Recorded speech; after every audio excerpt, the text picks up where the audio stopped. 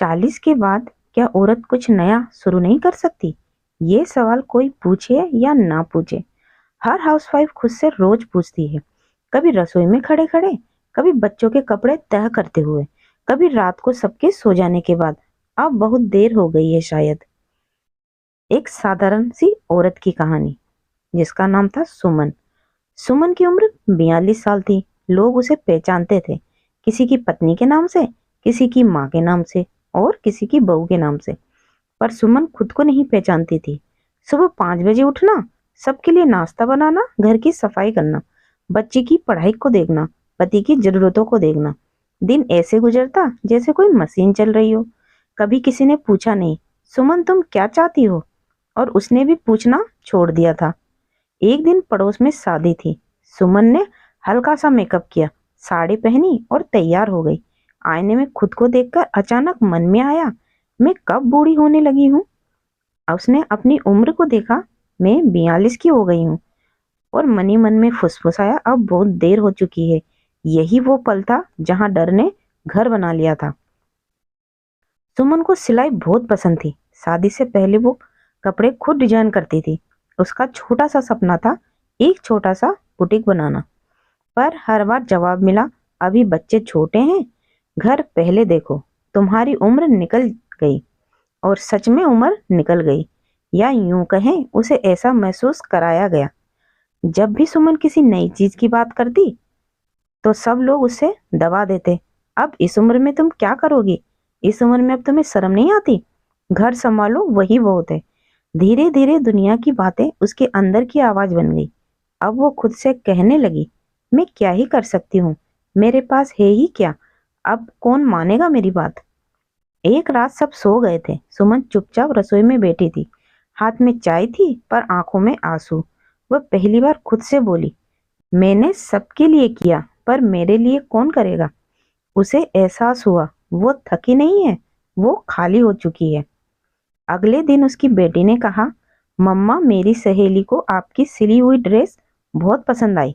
बस इतना सा वाक्य, कोई तारीफ नहीं, कोई वादा नहीं। पर उस दिन सुमन को लगा शायद अब देर नहीं हुई है।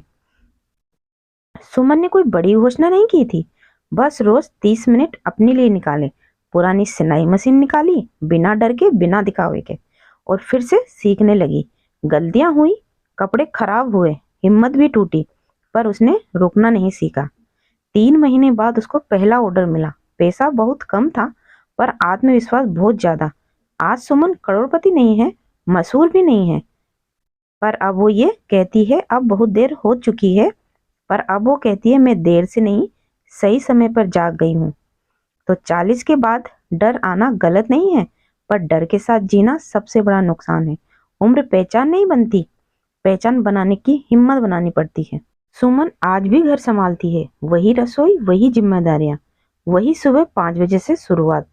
पर अब फर्क इतना है, अब वो खुद से नहीं कहती मेरे लिए अब कुछ नहीं बचा। अब वो कहती है मैं अभी जिंदा हूँ और यही मेरे लिए काफी है। वो जान चुकी है कि 40 के बाद शुरुआत का मतलब सब कुछ छोड़ देना नहीं होता। कभी कभी शुरुआत बस इतना होता है, खुद को नीचे दिखाना बंद करना, अपनी आवाज को हल्का समझना छोड़ना, और ये मान लेना कि मैं भी मायने रखती हूँ।